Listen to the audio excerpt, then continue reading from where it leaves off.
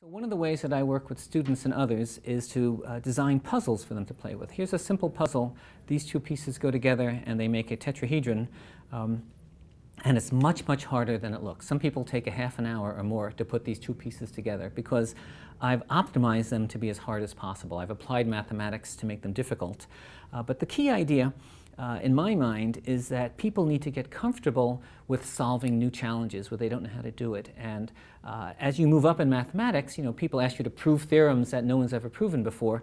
And to get comfortable with something that you don't have a cookbook method, it's great to play with puzzles and try different things and to fail and fail and fail and fail. And then you try something new and eventually something works. And that perseverance, that skill, that ability to hit things from different directions is essential. When people work on a puzzle like this, they're building up some kind of ability in their mind that enables them to get better at it.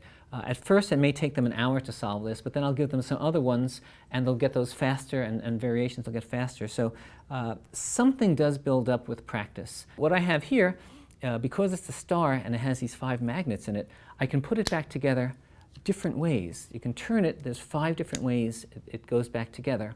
And it's a wonderful puzzle to visualize, how does this roll? When I put this on a surface, how does it go? And it's a simple object that you can look at, and yet it's so hard to visualize. And it's great to do visualization exercises because there's certain kinds of problems that are best solved by seeing in your mind a kind of a structure. And by practicing on as many different visualization problems as possible, you can build that muscle in your mind. This is something which I brought, which is a rubber band tied in a knot. So this started out as a simple loop, but then I did something which turns it out to have a knot in there, which is fundamentally unremovable. And it's a wonderful puzzle to think about. How can you create a knot in a rubber band? A simple way would be to take a rubber band, cut it, tie a knot, and glue it back. But I didn't do that. There's another solution, and I'll leave you with this as a challenge to ponder over. How do I put a knot in a rubber band?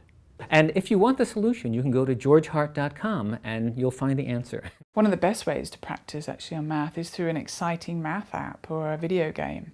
They give kids loads of opportunities to practice and they're enjoying it at the same time. So I, say to particularly elementary teachers, get rid of those boring worksheets that turn kids off math and get them working on this app where they're using the same math facts and numbers, but they're really engaged and enjoying it. This is game 2048. So it's basically just addition. What's the goal of the game? The goal is to get highest score over the tile 2048. Oh, okay. And I see. Okay. Yeah. So show me how. Go ahead. It's basically you want to get the highest number possible. So to do that, you have to do 2 plus 2. 2 plus 2? Yeah, 2 plus 2 over here. Yeah. Which slide down makes 4. Yeah. And now you have to try to find more tiles that match. And I can make a 4 from Another here. 4.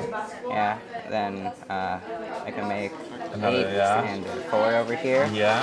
I can slide this way to make 16 and 32. 32 because 2 16. Yeah, and slide this way, then I can 32 and 32. Yeah. I can make. Oh, you got to get a 64. Yeah. There's one. Okay, good. Powers of 2 though. Yeah. All powers of 2. Well, I'm using Minecraft to build like a model of the Coke so I can find out the exact amount. And I'm also doing multiplication and like normal math to find out how it works. This is the app called Minecraft. Minecraft is like kind of like a universe made out of blocks. Because this is some major league educational gaming.